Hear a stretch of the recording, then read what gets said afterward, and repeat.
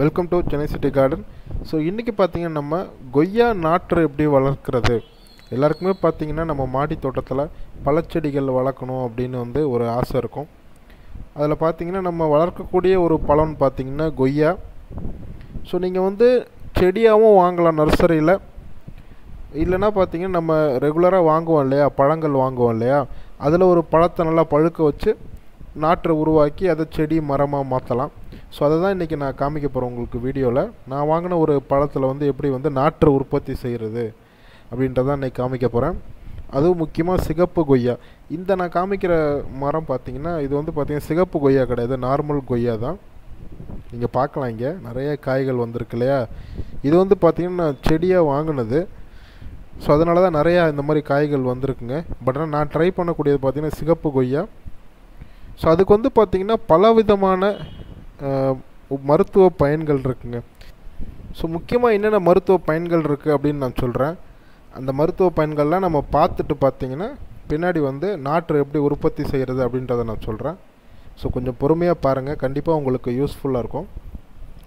So first பார்த்திங்கன்னா இந்த சிகப்பு கொய்யாவில் பார்த்திங்கன்னா அதிகமாக இருக்கக்கூடிய சத்துக்கள் என்னென்ன அப்படின்னு பார்த்திங்கன்னா விட்டமின் சி பார்த்திங்கன்னா ரொம்ப அதிகமாக இருக்குங்க. விட்டமின் சி பார்த்திங்கன்னா கிட்டத்தட்ட ஒரு எனர்ஜைசர் மாதிரி தான். உடம்புக்கு தேவையான எனர்ஜி தாராளமாக கொடுக்கக்கூடியது. செல்கள் வளர்ச்சிக்கு பார்த்திங்கன்னா இந்த விட்டமின் சி ஆனது ரொம்ப அவசியங்க. அந்த விதத்தில் இந்த சிகப்பு கொய்யாவில் பார்த்திங்கன்னா அதிகமான விட்டமின் சி சத்து இருக்குங்க. அதுக்கடுத்து பார்த்திங்கன்னா நார்ச்சத்து. வயிறு சம்மந்தப்பட்ட பிரச்சனைகளுக்கும் குடல் சம்மந்தப்பட்ட பிரச்சனைகளுக்கும் பார்த்திங்கன்னா முக்கியமாக நார் சத்தானது தேவைங்க. எவ்வளோ நார் சத்து நம்ம எடுத்துக்கிறோமோ இந்த மலச்சிக்கல் சம்மந்தப்பட்ட பிரச்சனை, வயிறு சம்மந்தப்பட்ட பிரச்சனை வராதுங்க. இந்த ஃபைபர்னு சொல்லுவோம் இல்லையா, அந்த நார்ச்சத்து அதிக அளவில் நமக்கு தேவை. அது பார்த்திங்கன்னா இந்த கொய்யாவில் அதிகமாகவே இருக்குது.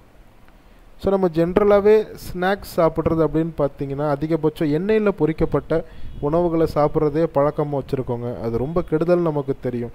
அதுக்கு பதிலாக பார்த்திங்கன்னா ஒரு வாழைப்பழமாக இருக்கட்டும், இல்லை இந்த சிகப்பு கொய்யாவாக இருக்கட்டும், இந்த மாதிரி பழ வகைகளை சாப்பிட ஆரம்பிங்க. முக்கியமாக நம்ம மாடியிலே விளைஞ்ச கொய்யாவாக இருந்தால் எவ்வளோ நல்லது அப்படின்றத நினச்சி பாருங்கள். ஸோ அந்த விதத்தில் நம்ம மாடியிலே இதை வளர்க்கலாம். அதுக்கடுத்து பார்த்திங்கன்னா பொட்டாசியம் சத்து இதில் அதிகமாக இருக்குங்க. பொட்டாசியம் ஆனது பார்த்திங்கன்னா உடலில் இருக்கக்கூடிய லிக்விட், நம்ம உடல் பார்த்திங்கன்னா அதிகபட்சமாக நீரால் ஆனதுங்க. அதை பார்த்திங்கன்னா பேலன்ஸில் வச்சுக்கக்கூடியது. தசை நரம்புகளுக்கும் பார்த்திங்கன்னா இந்த பொட்டாசியம் சத்தானது ரொம்ப அவசியம். மூளை வளர்ச்சிக்கும் பார்த்திங்கன்னா இந்த பொட்டாசியம் ஆனது அவசியங்க. ஸோ அந்த விதத்தில் பார்த்திங்கன்னா உடலுக்கு தேவையான அதிகபட்சமான சத்துக்கள் இந்த கொய்யாவில் இருக்குங்க. அது மட்டும் கிடையாதுங்க, இன்னும் பார்த்திங்கன்னா பலவிதமான சத்துக்கள் இருக்குது. அதே போல் இந்த சிகப்பு கொய்யாவில் பார்த்திங்கன்னா விட்டமின் சி, அப்புறம் பார்த்திங்கன்னா லைக்கோபீன், இந்த ரெண்டுமே அதிகமாக இருக்கிறதுனால பார்த்திங்கன்னா புற்றுநோய், கேன்சர் வராமல் தடுக்கிறதுக்கு பார்த்திங்கன்னா இந்த பழங்கள் ஹெல்ப் பண்ணுவாங்க, இந்த சிகப்பு கொய்யாவானது. ஸோ இதை ரெகுலராக எடுத்துக்கும் போது பார்த்திங்கன்னா நம்ம செல் வளர்ச்சி நல்லாயிருக்கும், நோய் எதிர்ப்பு சக்தி அதிகமாக இருக்கும். அதே போல் மூளை சம்மந்தப்பட்ட பிரச்சனைகளுக்கு, அதாவது மூளைக்கு போகக்கூடிய ரத்த ஓட்டத்தை நல்லா வச்சுக்கக்கூடியது, தலைவலி டென்ஷன் வராமல் இருக்கக்கூடியதுங்க. இந்த பழங்களை ரெகுலராக எடுத்துக்கும் போது பார்த்திங்கன்னா இருமல் பிரச்சனை, காய்ச்சல், சளி தொல்லையிலேருந்து பார்த்திங்கன்னா இந்த சிகப்பு கொய்யாவானது நம்மளை வெளியே கொண்டு வருங்க. ஸோ தாராளமாக இந்த சிகப்பு கொய்யாவை ரெகுலராக எடுத்துக்கலாம். அதே போல் சர்க்கரை வியாதி இருக்கிறவங்க, டயபெட்டிஸ் பார்த்திங்கன்னா உலகம் ஃபுல்லாக ஒரு பெரிய பிரச்சனை. ஸோ அந்த மாதிரி சர்க்கரை நோயாளிகளும் இந்த கொய்யா பழத்தை எடுத்துக்கலாம். இது பார்த்திங்கன்னா ஒரு லோ கிளைசிமிக் இண்டெக்ஸ் உள்ளதுங்க. ஸோ இதை ரெகுலராக எடுத்துக்கும் போது பார்த்திங்கன்னா உங்களோட ப்ளட் சுகரையும் ஓரளவுக்கு வச்சுக்கும். நம்ம பார்த்திங்கன்னா இனிப்பு சாப்பிடக்கூடாதுன்னு நினைக்கிறவங்களும் இதை தாராளமாக எடுத்துக்கலாம். உங்களுக்கு ஒரு ஸ்வீட் சாப்பிட்ட மாதிரியும் இருக்கும். ஸோ இவ்வளோ பலன்கள் உள்ள இந்த கொய்யா பழத்தை நம்ம கண்டிப்பாக ரெகுலராக எடுத்துக்கணும். ஸோ இதோட நாற்று எப்படி உற்பத்தி பண்ணுறது அப்படின்றத இப்போ பார்க்கலாங்க. நான் இவ்வளோ பயன்களும் எதுக்கு சொன்னேன்னு நமக்கு தெரியணுங்க. இந்த கரண்ட் ஜென்ரேஷனில் பார்த்திங்கன்னா பழங்களை எவ்வளோ எடுத்துக்கிறாங்க அப்படின்றது பெரிய கேள்விக்குறியாக தான் இருக்குது. ஸோ அந்த விதத்தில் பார்த்திங்கன்னா இந்த மாதிரி நம்ம மாடி தோட்டத்திலே வளர்த்து ரெகுலராக குழந்தைங்களுக்கு பழக்கப்படுத்தணும். அப்போ பார்த்திங்கன்னா அவங்களுக்கு அது ஒரு சம்மந்தமில்லாத ஒரு பொருளாக தெரியாது, அவங்களும் தாராளமாக எடுத்துக்குவாங்க. ஸோ இப்போ அதோட நாற்று உற்பத்தி செய்கிறது எப்படி அப்படின்றத பார்க்கலாம். நீங்கள் பார்க்கலாங்க, இது நான் வாங்கின சிகப்பு கொய்யா தான், மார்க்கெட்டில் வாங்கினது, நல்லா பழுத்துருச்சு. இது பார்த்திங்கன்னா ஒரு சின்ன பாட்டு தான் இது.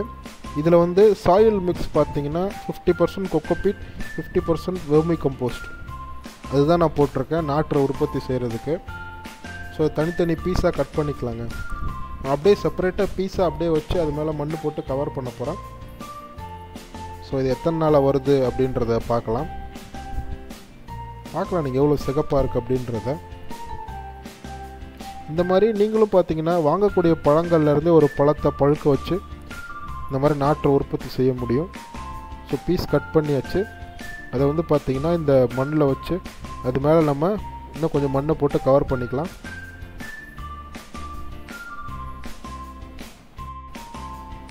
ஸோ இப்போ மண்ணை போட்டு கவர் பண்ணிக்கலாம்.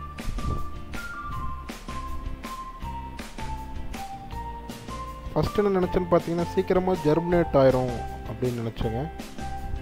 பட் ஆனால் எனக்கு கிட்டத்தட்ட பார்த்தீங்கன்னா 1.5 மாதம் ஆச்சு. கிட்டத்தட்ட 40 to 45 days ஆச்சு இது வந்து ஜெர்மினேட் ஆகிறதுக்கு. நான் நடுவில் பார்த்தீங்கன்னா இதை எடுத்து பார்க்கலான்னு நினச்சேன். பட் ஆனால் நான் விட்டுட்டேன் அப்படியே. நீங்கள் பார்க்கலாம், இது கிட்டத்தட்ட 1.5 months கழிச்சு பார்த்தீங்கன்னா இது ஜெர்மினேஷன் ஆகிருக்கு. கிட்டத்தட்ட 5-6 செடி வந்திருக்கு. இது வந்து பார்த்தீங்கன்னா 50 days மேலே ஆகுது, 55 days கிட்ட ஆகுது. நிறைய செடி வந்திருக்கு. இன்னும் கொஞ்சம் வளரட்டும். வளர்ந்தப்புறம் பார்த்தீங்கன்னா நம்ம வேறு ஒரு இதில் டிரான்ஸ்பிளான்ட் பண்ணி வைக்கலாம். ஒரு சின்ன பாட்டில் எவ்வளோ செடி பாருங்கள். இது பெரிய பெரிய மரமாக ஆகும் கூடிய சீக்கிரம்.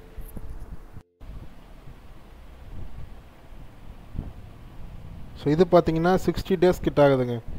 2 மாதம் கழிச்சு இதோட வளர்ச்சி பாருங்கள், இவ்வளோ தான் இருக்குது. ஸோ அதை நம்ம பொறுமையாக தான் மெயின்டைன் பண்ணணும். ஸ்ப்ரேயர் மூலிமா நான் தண்ணி தெளிச்சிட்டே வரேன்.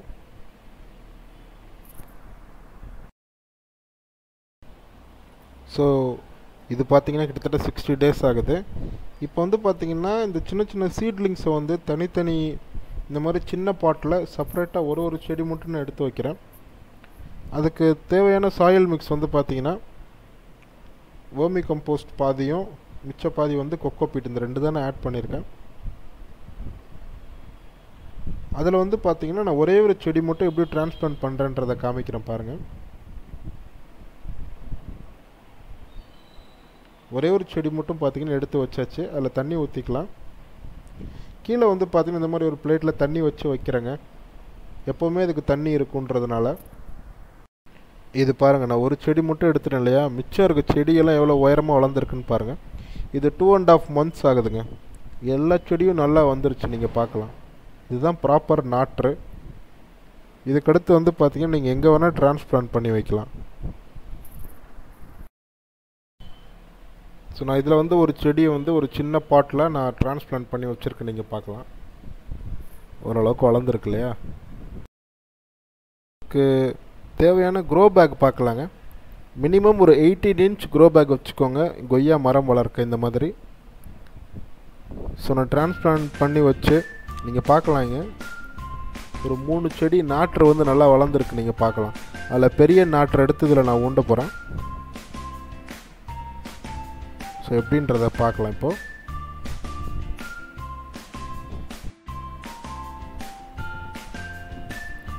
ஸோ இப்போ நம்ம டிரான்ஸ்பிளான்ட் பண்ணலாங்க. இதுக்கு சாயில் மிக்ஸ் என்ன அப்படின்னு பார்த்தீங்கன்னா நான் 15% கொக்கோபீட் போட்டிருக்கேன். 30% பார்த்தீங்கன்னா வேர்மி கம்போஸ்ட், 20% எரு. இதில் வந்து பார்த்தீங்கன்னா நான் மண்ணே சேர்க்கலைங்க.